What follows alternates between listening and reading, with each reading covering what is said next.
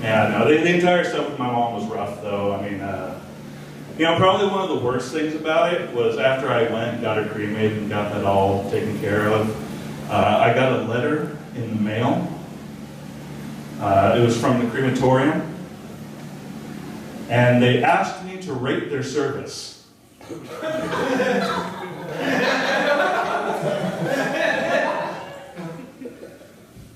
Yeah, this ain't DoorDash humble cremation services. I don't know what the fuck they wanted from me. 10 out of 10, would burn on again. Okay,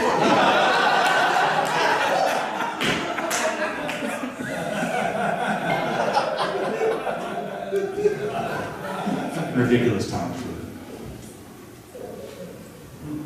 Now, probably the one thing that made all of the mom stuff harder was that right before she passed on, my favorite weed dealer died.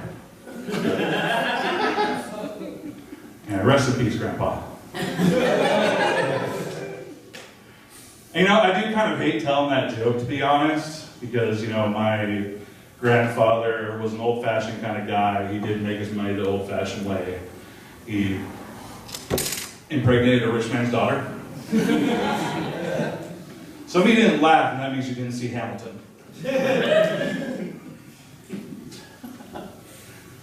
No, but I don't know.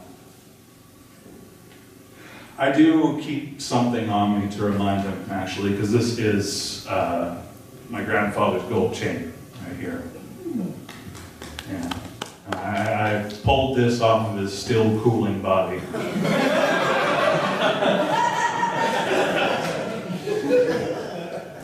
And some of you guys might think that's, you know, morbid, but you gotta realize I've played a lot of Dungeons and Dragons. I mean, how many chances in life do we have to actually pull loot off a corpse?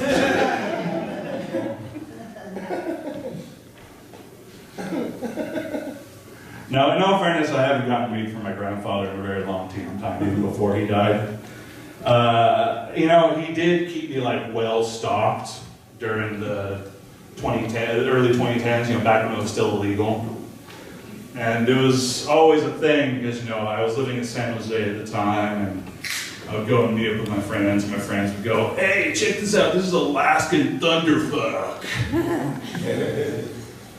And I just had to sit there being like, "This is Summer Grandpa." Oh, sorry, man, I forgot you like indoor. Winter Grandpa.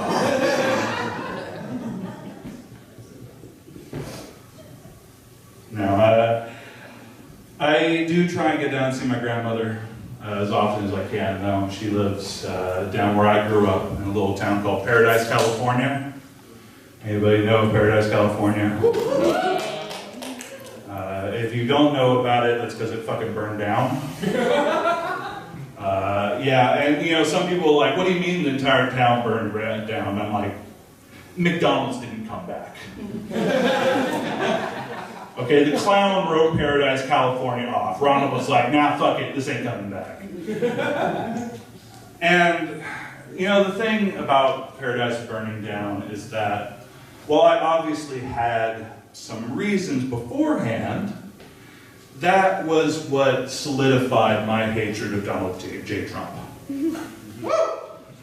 Because for those of you who don't know, after Paradise, my hometown, burned down, Donald Trump showed up about 3 weeks later when someone let him know that, hey, people in California actually voted for you. And Donald Trump stood there on the ashes of my childhood in Paradise, California, and went, "Pleasure, California, what a great place, what a great name, Pleasure, California. I love that name, such a great name, such a terrible tragedy, Pleasure, California." And Governor Brown at the time leaned over and went, "It's Paradise, you fucking assholes, Paradise, come on." And I watched that. I watched that while in the hotel room, the FEMA-paid hotel room with my father. And I looked over at my dad and I went, "Man, can you believe this shit?" And my dad looked out at me and went, "You know, Pleasure's a really good name. We should just change it."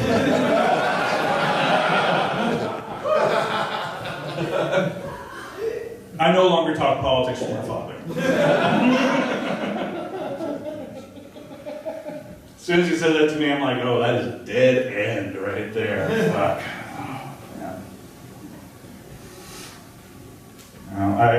I do love living up here, though I do. Humboldt County, you guys are my people. Really are. Yeah.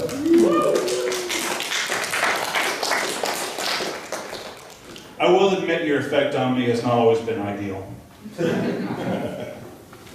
For instance, I went down and to go and see my grandmother, and I was driving into Paradise, coming through Chico. I got a call, over the phone on my car. And my grandmother says, Chris, do you do mushrooms? Now you guys gotta understand, my grandmother's an old hippie, okay? I have no reason to lie to my grandmother about any of my drug habits. And so I tell her honestly, I say, no, I don't really do mushrooms that often. She sounded heartbroken. She goes, oh, okay. Well, what about onions? She was talking about dinner, guys. Humboldt County, you have ruined me. I was a good boy! There is no reason my 72-year-old grandmother would be offering me psychedelics. It's fucking good stew.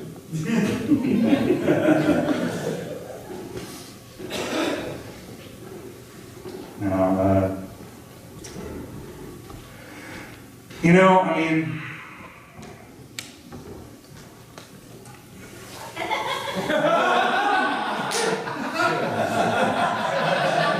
there.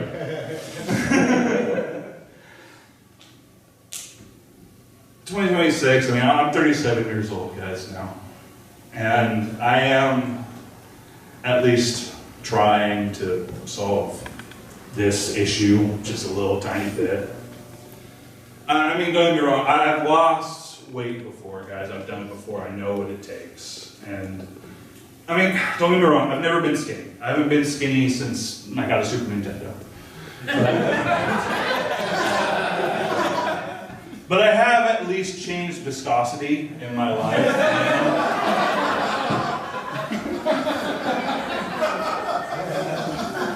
I'm sitting at unset Jell-O. I would like to get to firm tofu. And, I know what it takes, okay? It takes the same thing that it takes for most people, all right?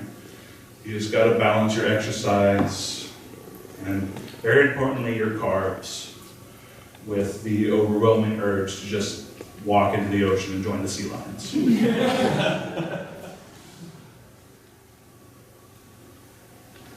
They call to me, folks.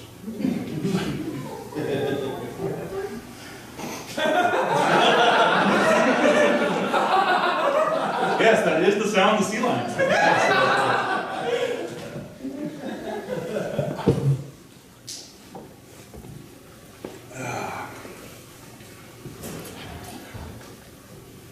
I don't know.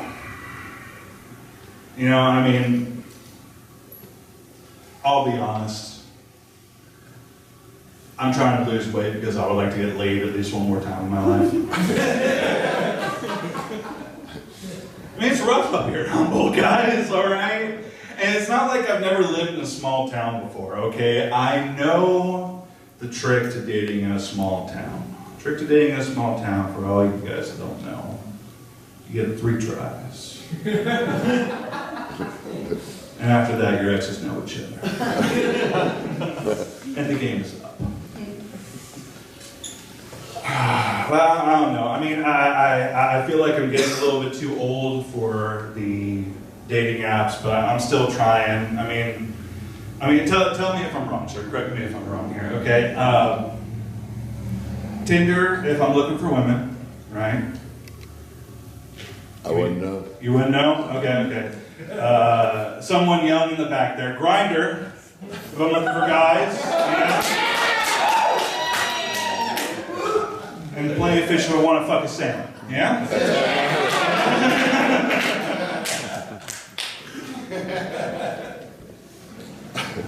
Now, my poisonous choice has been Facebook dating. Maybe tried that. Because at this point, I'm convinced it's for people who want unhappy marriages. Say, Chris, how do you know this? And it's because one time I got a ping on Facebook dating telling me, according to our algorithm, we believe that you would get more hits on your profile if you selected this other, more popular picture from your album. And I wasn't in the picture.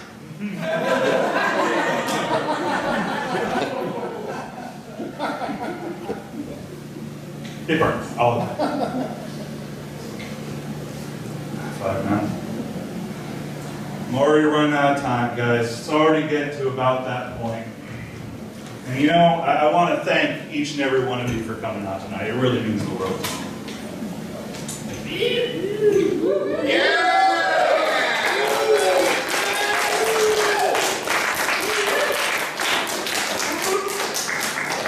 A little bit delayed, but we take those.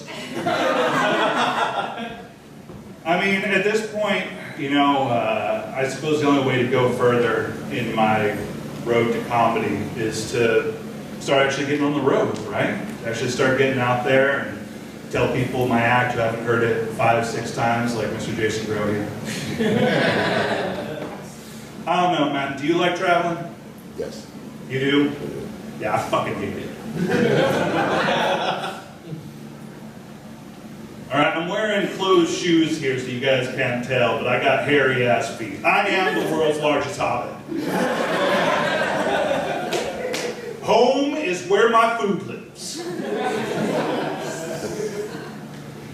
But every once in a while I do gotta go out, you know? I mean, for my job, for instance, I gotta go down to Sacramento every so often, check in with the home office. Last time I traveled down that way, I stayed at a hotel, and you know, it was a good deal, man. Like $110 a night. That's fucking great these days, right? And I fucking show up, and not only that, but there's like a kitchenette in it. You know, it's got like plates and silverware for you to steal and shit. It was great, and I go in to the bathroom, and there's not one, but 2 soap dispensers. One says hand soap, and the other says body lotion.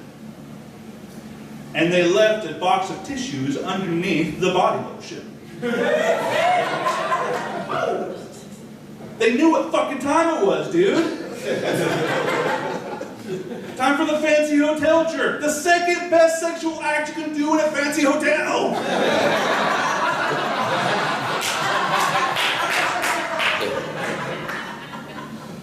And I get in there, and I'm about 3 strokes in. And I realize it's icy hot.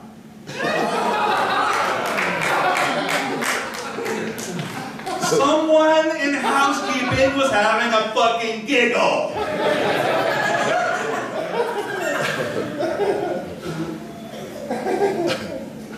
But joke's on them.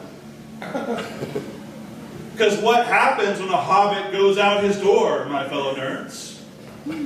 He has an adventure.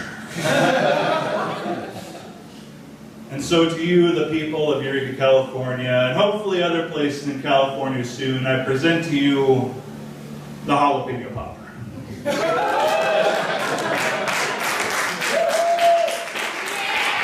Or as Ben would not recommend. Everybody, make it loud for your host, Arnie Ellis.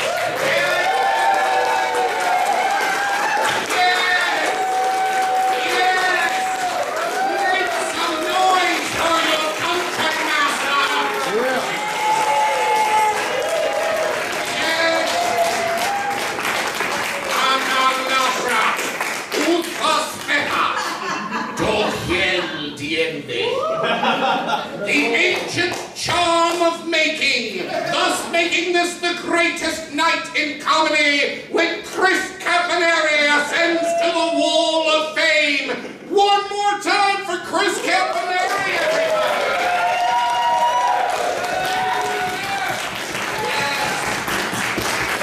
And how about all the comics in the show come on up to the stage? Let's take a picture. And document this moment, for it is the doom team of men that they forget.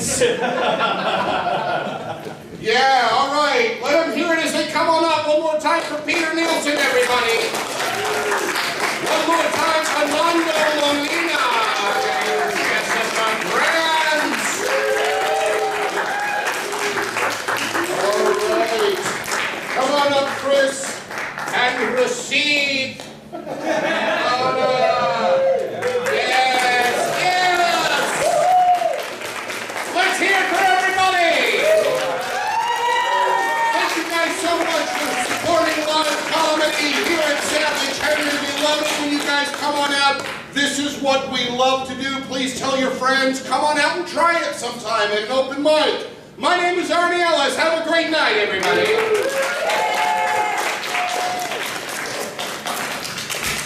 Ladies and gentlemen, before you go, there is... Oh, thank you very much, man. Also, despite my best efforts, I didn't actually fill up the scroll with all of my stuff. And so anybody who's here tonight, I'm going to leave the scroll here with some pens. If you would like to sign it, it will be a lifelong keepsake for me. Thank you all so much for coming out. Good night.